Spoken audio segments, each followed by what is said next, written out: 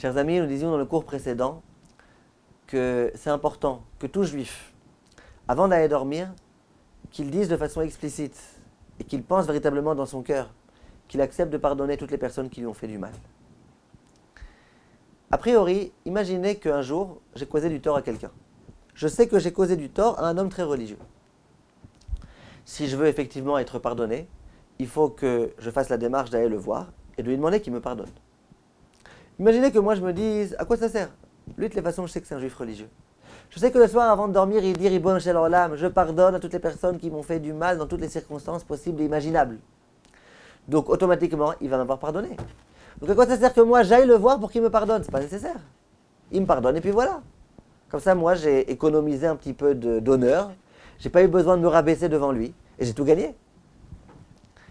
Viennent Chachamim et disent, non, toi, tu dois faire l'effort de te rabaisser, de venir voir la personne et lui demander pardon.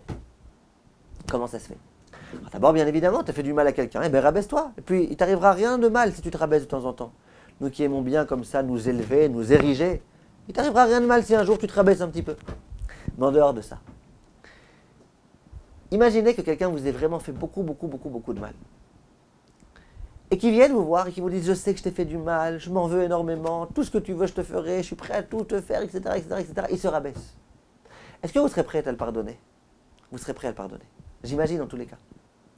Mais imaginez quelqu'un qui vous a fait du mal, et il ne vient même pas vous demander pardon. Il vous a fait du mal, vraiment beaucoup de mal. Et il ne demande même pas pardon. Lui, il reste comme ça, il ne demande pas pardon. Entre nous, avouez-le. Est-ce que vous serez d'accord de le pardonner? Non. C'est qui cet homme-là? Orgueilleux.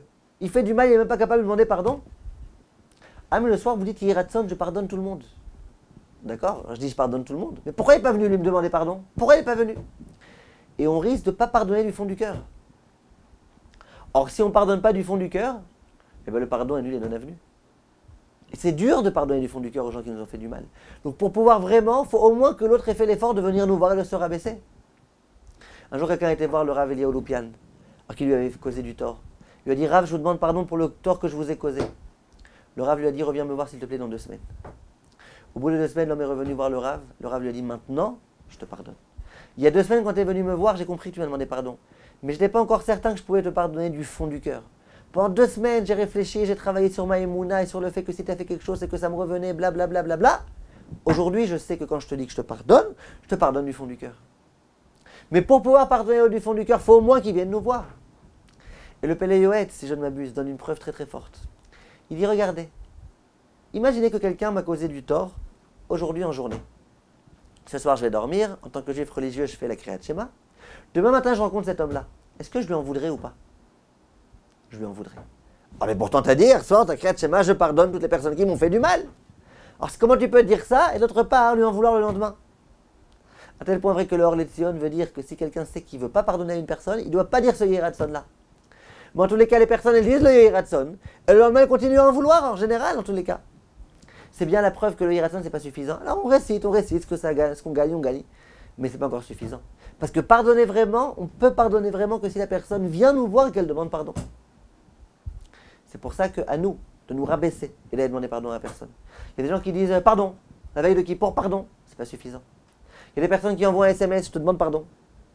Si vraiment tu peux pas, tu n'as pas d'autre façon que de venir voir la personne, alors peut-être tu peux t'acquitter par SMS, mais tu passes un petit peu à côté. Parce que toute la démarche, j'ai fait un effort de venir te voir, je sais que je t'ai manqué de respect, je viens te voir de moi-même, je me rabaisse. Ben c'est ça qui rajoute. Alors si tu peux pas, au moins fais-le par téléphone, pas par SMS. Aujourd'hui on est dans le monde des mails, des SMS. On a perdu toutes les notions humaines. Non, téléphone, qu'on entende ta voix, qu'on entende ta tristesse, qu'on entende ton regret. Et de cette façon-là, l'autre personne pourra effectivement, Bezrat Hashem, nous pardonner.